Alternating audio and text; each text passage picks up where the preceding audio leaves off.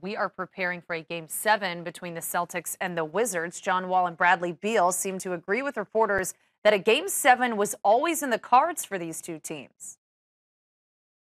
Is it kind of poetic justice that this has got to go 7? Can I? It's only right. It's going to be really hard to quote a nod. It's got to go 7. It's only right.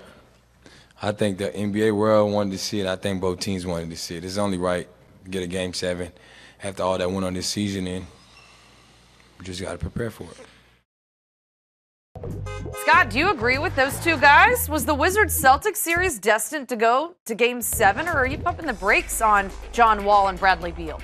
I don't want to pump the brakes, but I don't believe in destiny, believe in science. I do think that the Celtics had their chances today, but I think that our job is to storyline the arc of this second-round series. You had 8 technicals in the game. You had Kelly Oubre charge at Kelly Olynyk. The majority of the Kellys in the NBA got in a fight. There are more Kellys in the NBA than the WNBA. Both teams overachieved in the regular season. In my opinion, the Wizards people thought it was about time that they would represent being the 4 seed.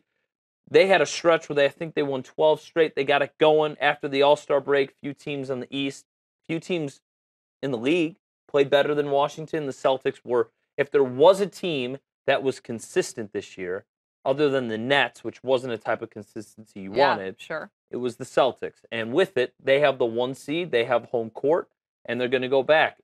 Home court, chalk, it's prevailed so far here. I think it's going to be the case.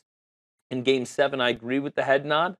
There's so much bad blood. And the fact that both of these teams likely are on the incline for years to come, this is what I think we've been looking for. You know, you've had for 6 straight seasons in the Eastern Conference a different 1 seed. 6 different franchises have represented the 1 seed.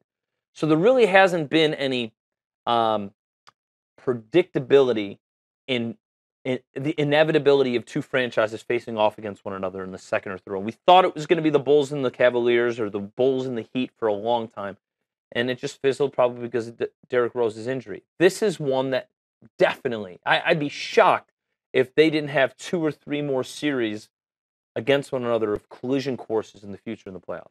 You think the Celtics going to get by Game 7? I do. I think home court obviously has been a huge advantage, and I think they're deeper.